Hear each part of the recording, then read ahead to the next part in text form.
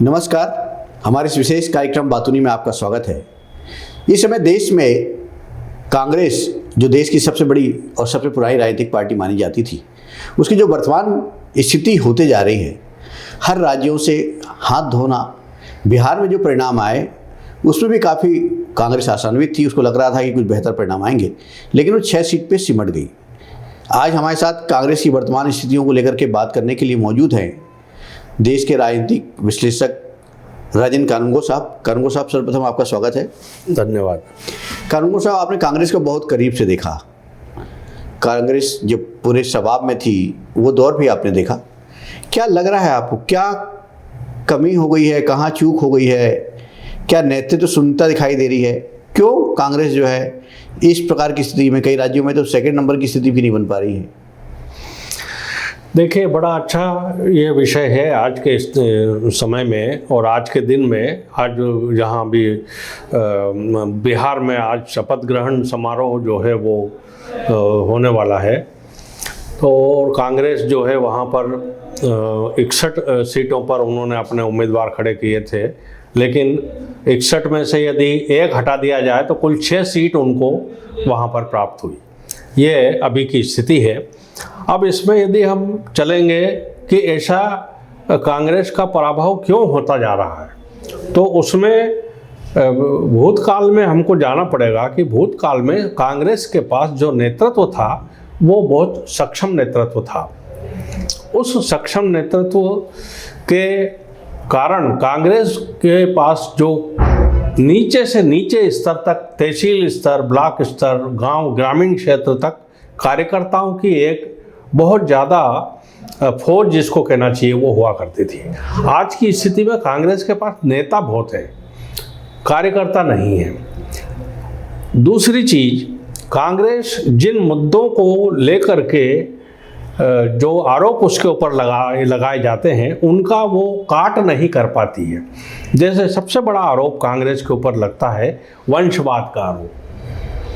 वंशवाद ऊपर स्तर पर, केंद्रीय स्तर पर कांग्रेस में शुरू से रहा है। जवाहरलाल नेहरू जी के टाइम के बाद इंदिरा गांधी, फिर राजीव गांधी, राहुल गांधी, प्रियंका गांधी, सोनिया गांधी, तो ये सब जो चीज़ें एक के बाद एक चली, ये आरोप कांग्रेस के ऊपर है और वो सही भी है कि एक ही अभी क्यों, अब इन्होंने उसको बदलते हुए और दूसरे को अध्यक्ष बनाया है। अब उन अध्यक्ष में कितनी ऊर्जा बची है, उनको 2 आदमी हाथ पकड़ के ले जाते हैं जब वो जा पाते हैं। ऊर्जावान नेतृत्व की जो कमी है और समझ रखने वाले नेतृत्व की जो कमी है, कार्यकर्ताओं पर पकड़ मजबूत करने की, उनकी बातें सुनने की, कार्यकर्ताओं में, संगठन में बदलाव लाने की, संगठन को और मजबूत बनाने की जो स्थिति है, ऐसा नेतृत्व कांग्रेस के पास केंद्र में नहीं है।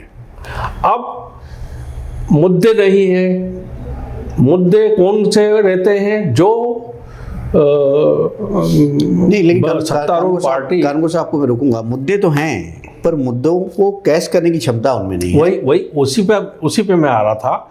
तो मुद्दे जो हैं, जो असली मुद्दे वास्तव में होना चाहिए, वो ना हो करके, वो न लेकर के, उनको ना सामने ला करके, उन पर काम न करके, और ये जो सत्तारूढ़ पार्टी है उस पर कहीं ना कहीं व्यक्तिगत आरोप लगाने जैसी बातें करते हैं, जबकि वास्तव में मुद्दे देश में बहुत ज़्यादा मुद्दे हैं। महंगाई सबसे बड़ा मुद्दा है, बेरोजगारी सबसे बड़ा मुद्दा है। इन चीज़ों की को भुनाना, ये जो है, अभी बहुत बड़ी एक घटना हुई है दिल्ली में, वो भी बहुत बड़ा मुद्दा था सुरक्षा का। इनको भुनाना क्यों नहीं आ पा रहा है, ये समझ के बाहर है।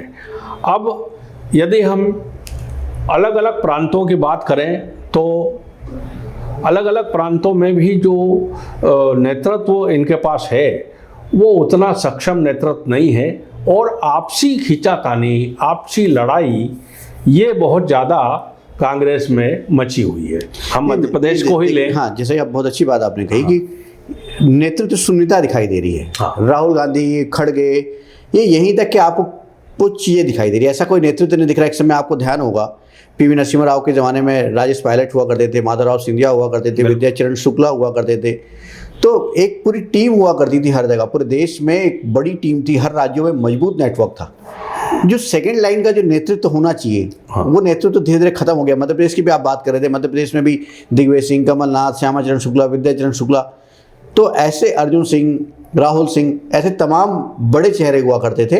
लेकिन जब अब हम देख रहे हैं आज की वर्तमान परिस्थितियों में, वो उनको रिप्लेस नहीं कर पाए। आज भी कमलनाथ जी जो का नेतृत्व था 3 साल पहले तक के, जो है वो चुनाव लड़े थे यहाँ पे, 2023 का चुनाव उनके नेतृत्व में लड़ा गया। तो आप देखिए कि कांग्रेस के साथ सबसे माइनस पॉइंट ये दिखाई दे रहा है कि वो जो युवाओं को जिस ढंग से उनको परिष्कृत करना चाहिए, अवसर देना चाहिए, वो अवसर नहीं है। केंद्र की बात करें, केंद्र में आप देखिए कि जो टीम थी वो पूरी ध्वस्त हो चुकी है। आप ऐसा कोई रिकॉग्नाइज चेहरा नहीं बता सकते कि जो एक अलग माहौल खींच सकता है, मॉस लीडर है ही नहीं उनके पास। तो ऐसे में लगता नहीं कि अब कांग्रेस में फिर से रिवाइवल की ज़रूरत है, बहुत बड़ी क्रांति की ज़रूरत है कांग्रेस को। कांग्रेस से अपेक्षा है बस की, जिसमें ज़्यादा सवारी बैठी रहे, और कांग्रेस चल रही है इस समय साइकिल पर, जैसे 2 पहिए और एक आदमी बैठ सकता है, एक ज़्यादा से ज़्यादा आगे आप बिठा लो। तो ये स्थिति कांग्रेस की होती जा रही है। तो और उसका एकमात्र कारण कार्यकर्ताओं की कमी और कार्यकर्ता जो हैं उनकी उपेक्षा, और जो सक्षम नेतृत्व है उसकी उपेक्षा। जैसा आपने नाम लिए थे पिछले समय में, विद्याचरण जी और कांग्रेस में माधवराव सिंधिया जी, और ये तो इस प्रकार के नाम अभी कांग्रेस में कोई आता नहीं है। बयान किसके किसके आते हैं कांग्रेस में, आप देखो, ट्विटर पर देख लो, आप फेसबुक में देख लो, तो लिमिटेड लोग हैं जो उस पर सक्रिय रहते हैं। और जो मुद्दे हैं, जैसे मध्य प्रदेश की ही बात करें हम, जीतू पटवारी को बनाया गया है अध्यक्ष अभी वर्तमान में अगर मध्य प्रदेश में बात करें तो 2-3 प्रकार के गुटों में कांग्रेस बट गई है। विजय सिंह, अपना दिग्विजय सिंह जी का गुट अलग है, तो कमलनाथ जी का गुट अलग है। अब आपके राहुल भैया का गुट एक अलग है जो उनको आगे देखना चाहता है। तो इस प्रकार से गुटबाजी भी एक कांग्रेस के पतन का कारण बनती जा रही है। नहीं, लेकिन कानून से मैं आपको रोकूंगा, आप खुद जानते हैं कि आपने काम भी किया है। कांग्रेस में आज़ादी के बाद से गुटबाजी थी, लेकिन वो नेतृत्व बड़ा मजबूत होता था, उनके अनुयायियों को बड़ा सम्मान भी मिला करता था। आप देखिए, यदि आप मध्य प्रदेश की बात करेंगे तो विंध्य में अलग राजनीतिक समीकरण हुआ करते थे, महाकौशल में अलग हुआ करते थे, मध्य भारत में अलग स्थिति होती थी। तो यहाँ के वर्चस्व में अलग अलग गुट में कांग्रेस तो हमेशा बटी रही है।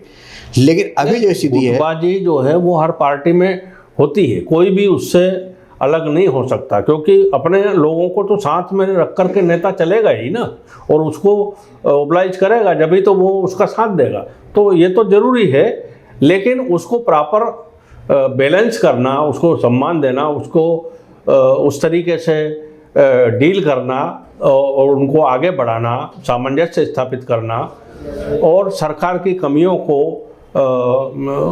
एक मुद्दा बना करके और उजागर करना, उनको सामने लाना, इस पे यहाँ असफलता कांग्रेस की मुझे दिखाई देती है। क्या लगता है क्या करना पड़ेगा कांग्रेस को, तब जाकर के फिर से वही स्थिति ला पाएगी? कांग्रेस के पास सबसे पहले जो एक मुद्दा हो सकता है कि सत्ता पक्ष की जो त्रुटियां हैं, जो गलतियां वो करते हैं, या जो सरकार जो चला रही है वो पार्टी, कहीं पर भी सरकार फेल होती है, कहीं पर भी सरकार पीछे नुकसान में आती है, या गलत काम जनता के लिए काम जो किया है उसने, उसमें कहीं कमी रह जाती है, उन चीज़ों को मुद्दा बना करके और जन जन तक पहुंचाना पड़ेगा कांग्रेस को। ऐसा लगता है कि जो युवा नेतृत्व है उसको और उभारना पड़ेगा और उसको अवसर देना पड़ेगा। बिल्कुल, युवा नेतृत्व तो है ही है। अभी आज का जो नेतृत्व है, अब वो वैसे भी देखा जाए तो 60 से 65 साल के बाद आदमी में उतनी ऊर्जा जो है वो नहीं रहती है कि उतनी भागदौड़ वो कर सके।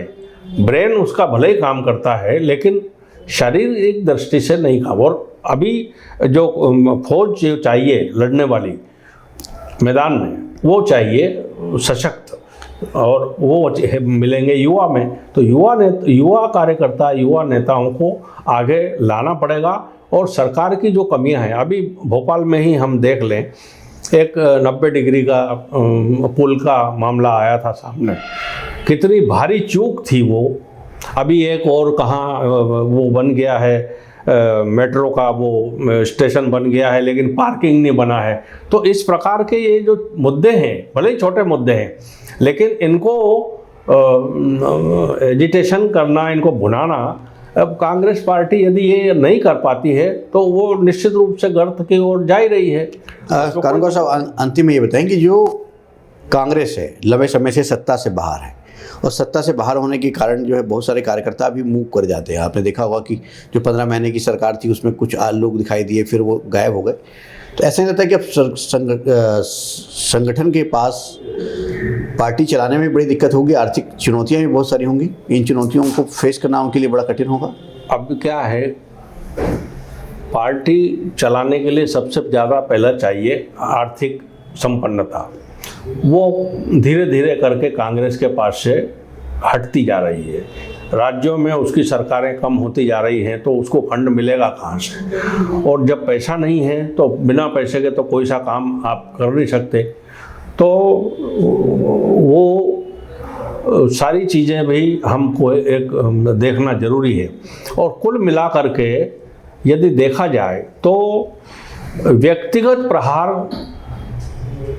करना और विरोधी पार्टी पर ये बंद होना चाहिए। आप ऐसे मुद्दे लेकर के आइए जो सीधे जनता से जुड़े हुए हैं, जनहित से जुड़े हुए हैं। ऐसे मुद्दे यदि आप लेकर के आते हैं तो ही आप जो है जनता के मन में स्थान बना पाएंगे और जनता आपको पसंद करना शुरू करेगी। देश में कांग्रेस की जो स्थिति है उसको लेकर के आम आदमी भी चिंतित है। जिस ढंग से कानूनगो साहब ने बताया कि कांग्रेस को छोटे छोटे मुद्दे, क्योंकि अभी बिहार चुनाव में वो चुनाव चोरी का एक मुद्दा लेकर के आ गए जो प्रासंगिक था, और कैसे नकारा लोगों ने, आपने खुद देखा कि जो सुपड़ा साफ हो गया।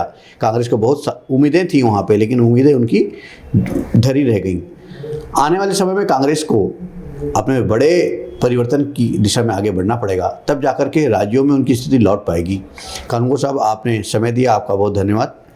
कल फिर एक नए विषय पर एक नए शख्सियत के साथ मुलाकात होगी, तब तक के लिए नमस्कार। नमस्कार।